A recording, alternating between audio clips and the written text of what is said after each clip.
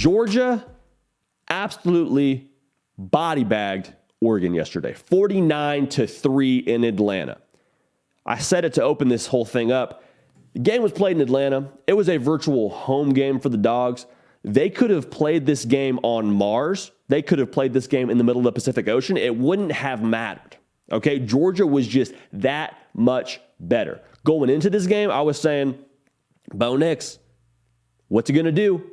He's got a lot of experience against the Dogs, not a lot of good experience necessarily, but still, he's not going to be new to this whole SEC speed. He's going to be able to play within himself and I think be able to ad-lib. And hey, some new starters for Georgia on defense. What's going to happen there? Is that going to be something that takes a second to ramp up? And looking at what they did defensively, no, did not take a second to ramp up. Now, Kirby Smart still in the post-game presser had some things to say. He said had a lot of bend, not break kind of stuff within this defense, meaning we didn't necessarily play super sound defensively. Now, we had a lot of turnovers that we were opportunistic in getting. And I understand Kirby Smart being Saban-esque in that press conference and saying, hey, we still got a lot to take care of. There's still a lot within this football team that's not perfect yet. I understand that. But to play the way they did against your former defensive coordinator, who's now the head coach at Oregon, and Dan Lanning, and to have his number and Bo Nix's number, you got to feel good about that. You got to feel good about Georgia showing up in game one where there's a lot of opportunity for complacency after you just won the national title, and to roll in there against a Pac-12 team and to do what you did, you have to feel good about that. For Oregon, I don't know that we learned a ton about them, to be honest with you, because the gap was just so wide. And this is not to knock Oregon by any stretch of the imagination. Kirby Smart said in his press conference, he said Dan Lanning's going to be a really good head coach for Oregon. He's going to do some good things. They're going to bounce back from this. And he actually said this, I want to make sure I get this right, so I'm checking my notes. He basically said, Dan Lanning will never tell you this, but we won today because we got better players.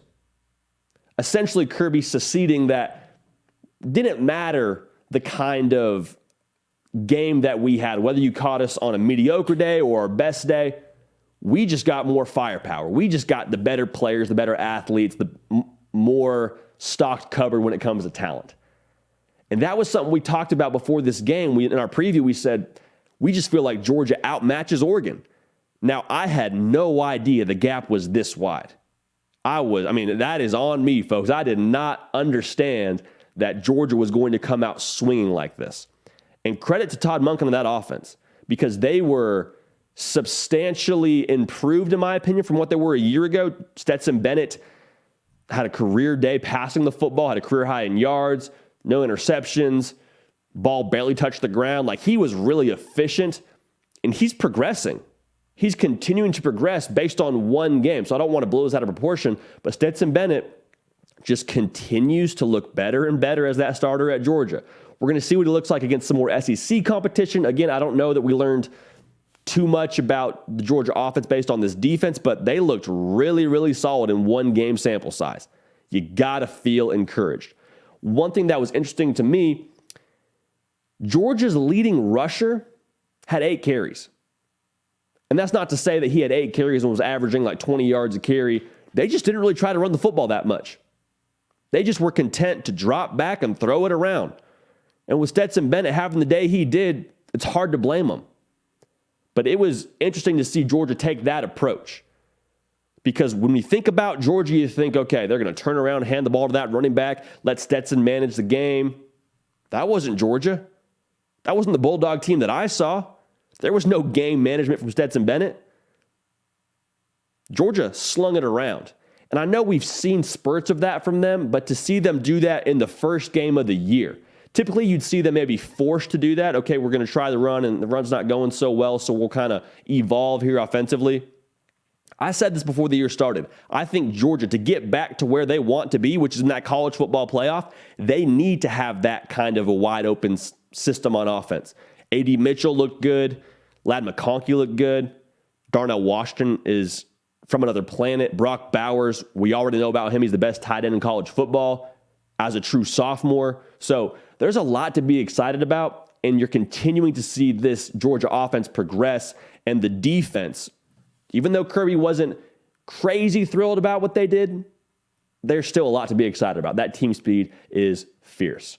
Again, going back to Oregon, there's not a ton to draw from this just because of the dominance from Georgia. I think they're going to be fine. I think they're still going to be a 7-8 win football team in the Pac-12. But for Kirby to talk about Georgia the way he did after this game and said, no, we're not listening to the external stuff. We still have a lot we want to do. And he said, we're still hunting. We're still hunting. We will always be still hunting. They're on a mission. Very Saban-esque from Kirby in the postgame presser. But again, Georgia wins that football game 49-3, dominant fashion in Atlanta. Hey y'all, thanks so much for watching. Subscribe to the channel here to make sure you don't miss an episode of The Hard Count. Also be sure to check out other videos on the On3 YouTube channel.